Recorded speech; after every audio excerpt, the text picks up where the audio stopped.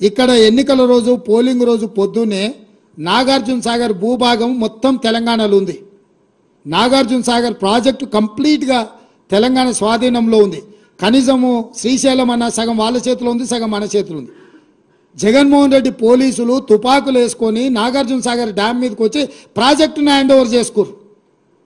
ఈ సన్నాసి రండా జగన్మోహన్ రెడ్డి తెలంగాణలోకి వచ్చి నాగార్జున సాగర్ ప్రాజెక్టును ఆక్రమించుకుంటే నోట్లకెళ్ళి మాట వెళ్ళలే. రండ పనులు చేసింది లొంగిపోయింది నువ్వు చంద్రశేఖరరావు. నువ్వు రండగాడి కాబట్టి జగన్మోహన్ రెడ్డి వచ్చి నాగార్జున సాగర్ మీద తుపాకులు పెట్టి ప్రాజెక్టును హ్యాండ్ ఓవర్ చేసుకుండు.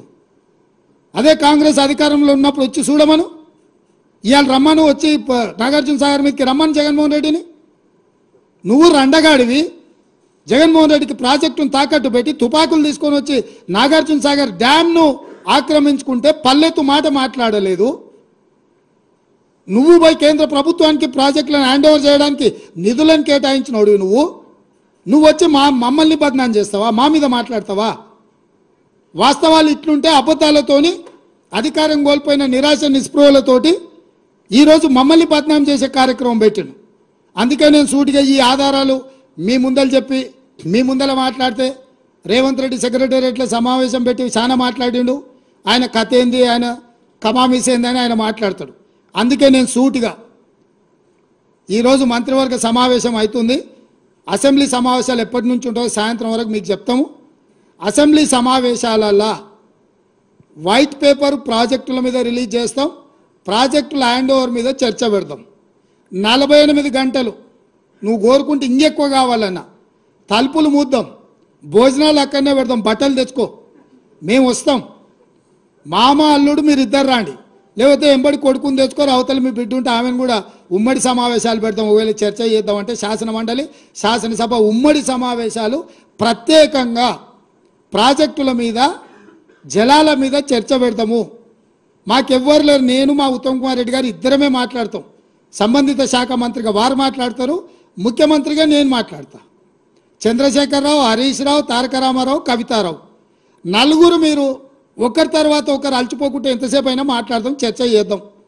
నీకు చిత్తశుద్ధి ఉంటే, నీకు నిజాయితీ ఉంటే ఈ చర్చలకు రాకుండా ముఖం చాటేయకు చంద్రశేఖరరావు. నీకు నిజంగానే నిజాయితీ ఉంటే నీ 10 ఏళ్ల పరిపాలనలో తెలంగాణ ప్రాంతాన్ని, ఎడారిగా ఉన్న తెలంగాణ ప్రాంతాన్ని సస్యశ్యామలం చేయడానికి, పచ్చని పైర్లు పంటలు పండడానికి నువ్వు కృషి చేస్తే పూర్తిగా నదీ జలాల మీద, సాగునీటి ప్రాజెక్టుల మీద చర్చ చేద్దాము. చర్చ జరిగినంతసేపు నువ్వు కూర్చోవాలి. నువ్వు మాట్లాడినంతసేపు ఎంతసేపు అయినా మాట్లాడు, నువ్వు నీకు అనుమతిస్తాము, నిన్ను అభ్యంతర పెట్టము. నువ్వు నీ అల్లుడు, ఎందుకంటే 5 ఏళ్ళు ఆయన మంత్రి, 5 ఏళ్ళు ఈయన మంత్రి సాగునీటి ప్రాజెక్టు, 5 ఏళ్ళు ఈయన ముఖ్యమంత్రి, 10 ఏళ్ళు ఈయన ముఖ్యమంత్రి, 5 ఏళ్ళు ఆయన ఆర్థిక మంత్రి. వ్యవహారం అంతా మామ అల్లుల మధ్యలోనే జరిగింది. మీకు పూర్తిగా అవకాశం ఇస్తాం. ఒక్క నిమిషం కూడా నీ మైక్ కట్ చేయం చంద్రశేఖరరావు, రా. ప్రతి డాక్యుమెంట్ తీసుకొని నేను మా మంత్రివర్యులు ఉత్తమ్ కుమార్ రెడ్డి గారు మేము మాట్లాడతాం. వాస్తవాలను ప్రజలకు చెప్పుదాం. ఎవడు ద్రోహి, ఎవడు దొంగ, ఎవడు లొంగిండు, ఎవడు వంగిండు, ఎవడు ప్రాజెక్టులను తాకట్టు పెట్టిండు, ఎవడు ముఖ్యమంత్రి ఉన్నప్పుడు ఈ తెలంగాణకు అత్యంత ద్రోహం జరిగింది. కేంద్ర ప్రభుత్వం బడ్జెట్ పెడితే బీజేపీ ప్రభుత్వం తెలంగాణకు 3.0 ఇచ్చింది. ఏమి ఇయ్యలేదు. ఒక ఆరోపి లేదు, ఒక రైలు లైన్ లేదు, ఏమి లేదు. కానీ ముఖ్యమంత్రి గారికి నోరు పిలుస్తలేదు, నోరు దగ్గర మాట వస్తలేదు. ఎందుకు భయపడుతున్నావు మోడీకి? నీ చుట్టేమని ఆయన చేతులు కదా. కేసులకు భయపడుతున్నావా? దేనికి భయపడుతున్నావు ముఖ్యమంత్రి గారు నేను అడుగుతా ఉన్నా.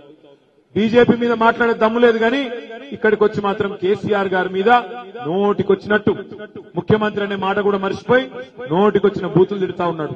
మీరు చూస్తా ఉన్నారు. కేసీఆర్ గారి వయసు అంటే గౌరవం లేదు, తెలంగాణ తెచ్చిన నాయకుడానికి గౌరవం లేదు, 10 ఏళ్లు ముఖ్యమంత్రి, ప్రజల చేత ఎన్నుకోబడ్డ ముఖ్యమంత్రి అనే విలువ కూడా లేకుండా నోటికొచ్చినట్టు మాట్లాడుతూ ఉన్నాడు. మాట్లాడడం మాకు కూడా వస్తుంది, బూతులు మాకు కూడా వస్తాయి, తిట్టుడు మాకు కూడా వస్తుంది. అదేం పెద్ద ముచ్చట కాదు.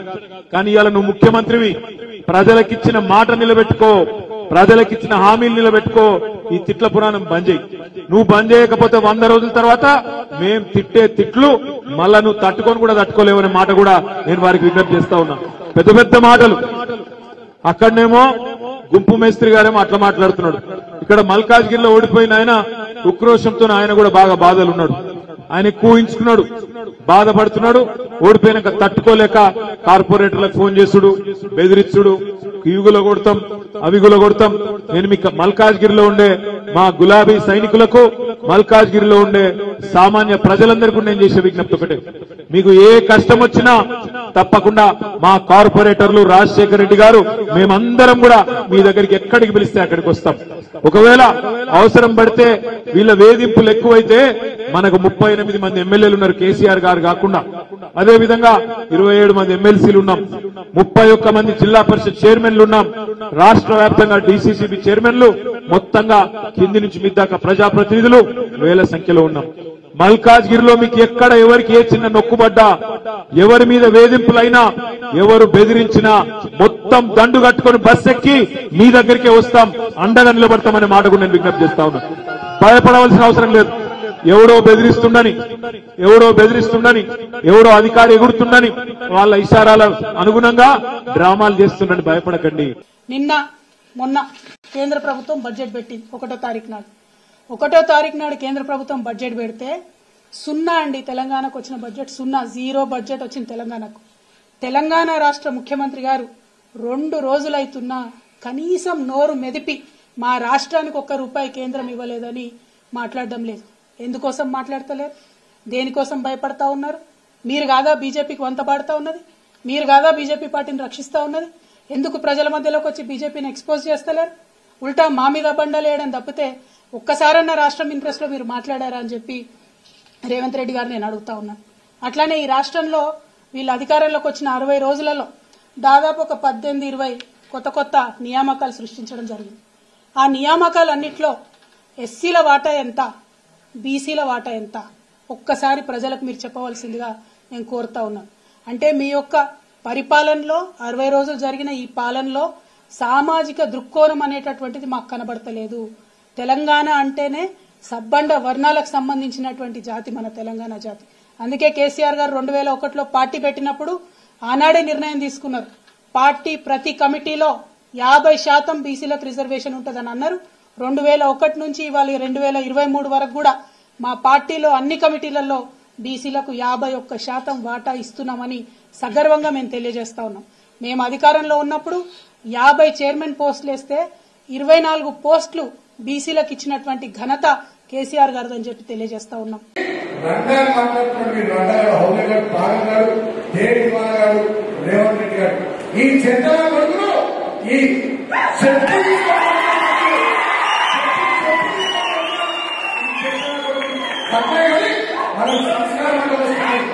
మనకు సంస్కారం అంటే వస్తుంది. బిడ్డ పునర్గా రేవంత్ రెడ్డి నా కొడుకు ఖబర్దార్, మా కేసీఆర్ అంటే మా ప్రభుత్వం లేకపోవచ్చు, లక్షల మందిలో పండగకి పోరాడింది మేము, గొంతు పోయేదాకా గొంతు చించుకొని మేము గొంతెత్తి నినాదాలు ఇచ్చినాం, పేగులు దిగేదాకా కొట్లాడినటువంటి పార్టీ టీఆర్ఎస్ పార్టీ ఆ రోజు. కానీ పదవుల కోసం పెదవులు మూసుకున్నది, పార్టీలు మారిన చరిత్ర నీకు నీ మంత్రివర్గ సహచరులకు ఉంది. కానీ నీ పరిస్థితి ఎట్లుందంటే చోరు ఉల్టా కోత్వాల్ గుడ్డ అంటే అన్నట్టు దొంగతనం చేసిన దొంగనే దొంగ అని గట్టి గచ్చినట్టు నీ తీరు గట్లున్నది. నీకు ఎవరు ఇప్పుడు అర్థమవుతుంది? ఇంతకంటే సాక్ష్యాధారం ఏం కావాలి? జీవో ఎప్పుడు వచ్చింది, మేము రాజీనామాలు ఎప్పుడు చేసినాము, అసెంబ్లీలో కొట్లాడింది ఎవరు, ఇంతకంటే సాక్ష్యాధారాలు ఏం చూపించాలి? అంటే నువ్వు ఈ రకంగా ఇలా ఒక తప్పుదో పట్టించే విధంగా అర్ధ సత్యాలను అబద్ధాలను ఒక ముఖ్యమంత్రి అయి ఉండి సచివాలయం నుంచి మాట్లాడటం తగునా అని చెప్పి నేను అడుగుతా ఉన్నా. ఇక 3వ విషయం,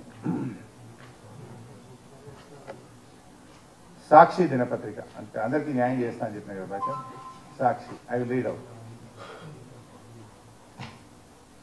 ఇందులో